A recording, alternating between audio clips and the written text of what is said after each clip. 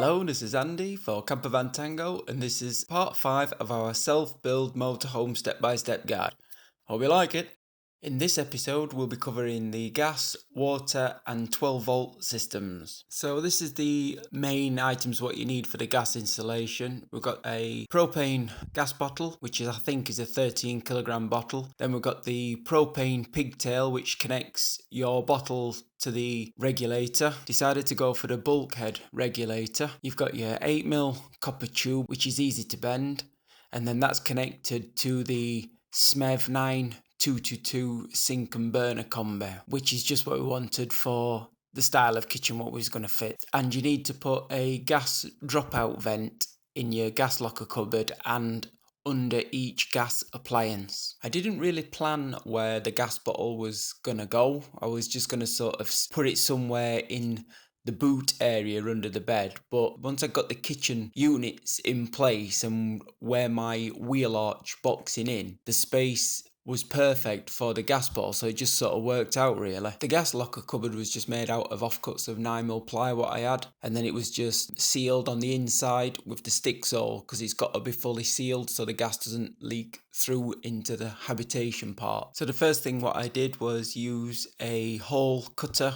and cut through the floor to put my gas dropout vent in, and that's in case you have a leak on your fittings from your bottle. The gas is heavier and will force its way out of the gas dropout vent instead of it building up in the cupboard. And we've just got the bulkhead regulator just screwed to the back wall of the cupboard with the propane pigtail attached. The 8mm copper pipe is pretty straightforward to fit. It's quite easy to bend. Just don't try to bend it at too tight of an angle or you will end up kinking the pipe.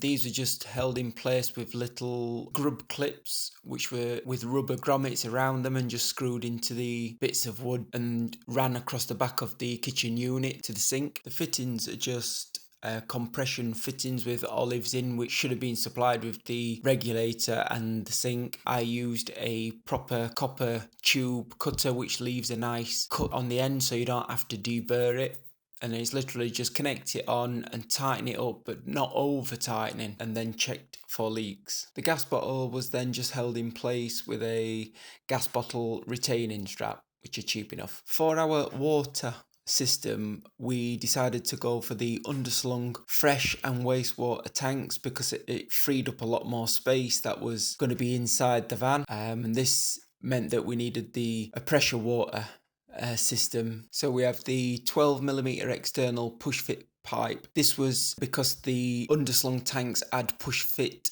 fittings already connected to them, so once inside the van I changed it then to the 1/2 inch internal flexible water pipe, which then was connected up to the 20 psi shear flow pressure water pump and the accumulator. This stops your pulsating of the water, which it just gives it a more constant flowing pressure of water. And this was then connected to the SMEV tap, which was part of our SMEV kitchen combi unit. Because we don't have a hot water boiler, our tap is a hot and cold water tap, so I had to blank it off with just an offcut piece of the pipe and just sealed up at the end. I didn't want to buy just a cold water tap because we might fit a hot water boiler in the future, so I didn't want to then have to replace the tap. The waste pipe is the 19mm internal convoluted pipe, which is actually smooth on the inside, and this is just a simple push on pipe. It's quite a tight fitting, so you don't really need to put any Jubilee clips on there or anything. It's the same pipe what I used as well for my shower, and this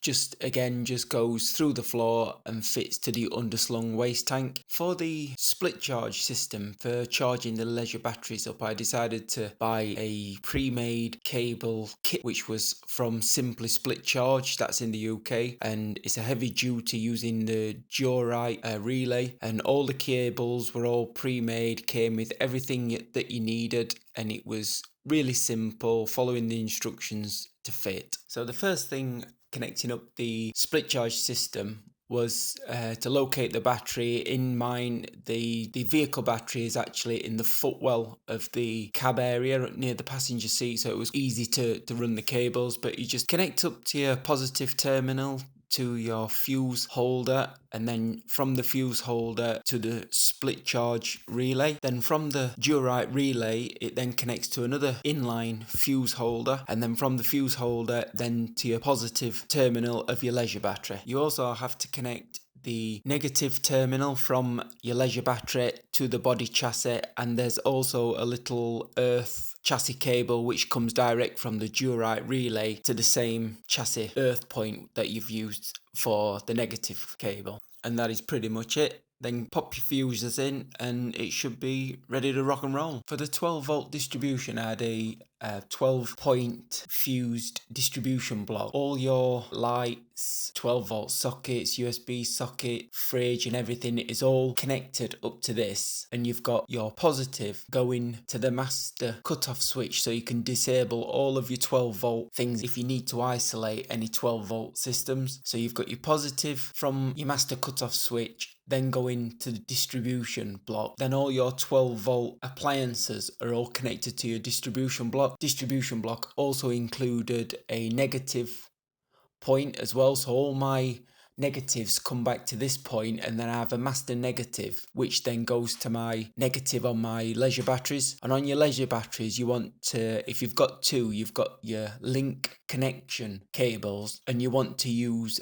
a negative on one battery and the opposite positive on the other battery, and that way you get an even discharge and charging of the both batteries instead of having the main connections on one battery. We decided to put an inverter in mainly for an airdryer and a travel iron, and also for charging the laptop up, because we wanted to use his laptop for like watching DVDs and stuff and that, so we thought let's go for a bigger one so it can handle the airdryer, the travel iron as well. The output socket on the inverter, I decided to wire up a socket so I wouldn't have to keep going inside the seat box all the time, unplugging and plugging different things in. So I actually wired a socket on the outside of the seat cupboard which was connected from the inverter, so it was a lot easier just to plug and unplug different things. I also wired another socket on the inside of the cupboard so I could actually run the cool box off the inverter, because on our cool box, when you run it off 12 volt, it only maintains the cool temperature. But while we was driving, I could actually run it off the inverter as if it was actually powered on 240 volt mains power. So you could actually get the fridge really cold while you were driving and then knock it back onto normal 12 volt operation. To wire up the inverter, I actually made up some new cables because the ones that came with it just didn't seem thick enough. And I also included a 12 volt breaker trip switch so I could isolate the inverter. If there became a problem with the inverter, I could knock it off the system. For the solar panel, we decided to go for the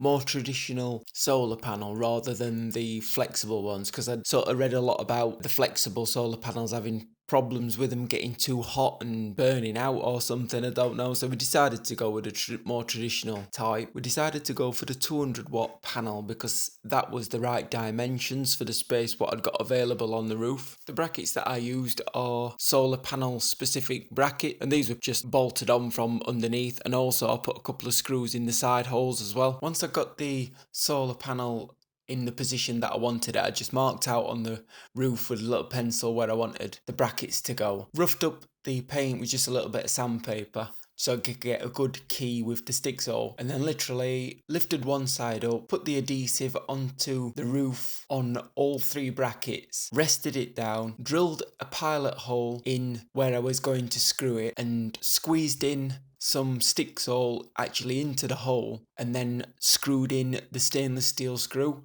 and then it squidged out, and then I smeared it over the top to make a good seal, and then I repeated the same process on the other side, and that was the easiest way of doing it instead of trying to lift the whole panel in place in one go. The entry gland what I bought was too wide to actually fit inside the ridge on my van, so I ended up cutting the sides off it to form the shape of the ridge on the roof so it would actually drop in, and then literally just drilled a hole in the roof, painted up the edges so it wouldn't go rusty, and put the cable through the gland and stuck in with stick saw. For the solar controller, I used a EP Solar Tracer 2215, which has the remote display as well. and this is 20 amp rated. The solar panel and the charge controller was pretty straightforward to wire up. It's just your positive and negative from your solar panel into the positive and negative on the charge controller, and then you've got your positive with an inline fuse to your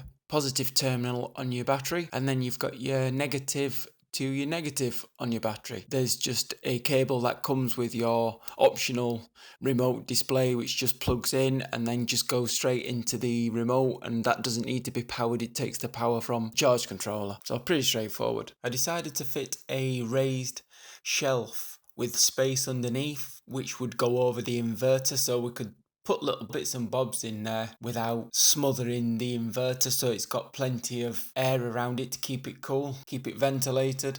And same with the batteries, just got a lid on there just to stop things just resting on the terminals of the batteries. Well, thanks for watching, and don't forget to check out part 6 of this van build guide. If you like it, give us a thumbs up. If you've got any questions or comments, leave them down below and we'll do our best to answer them.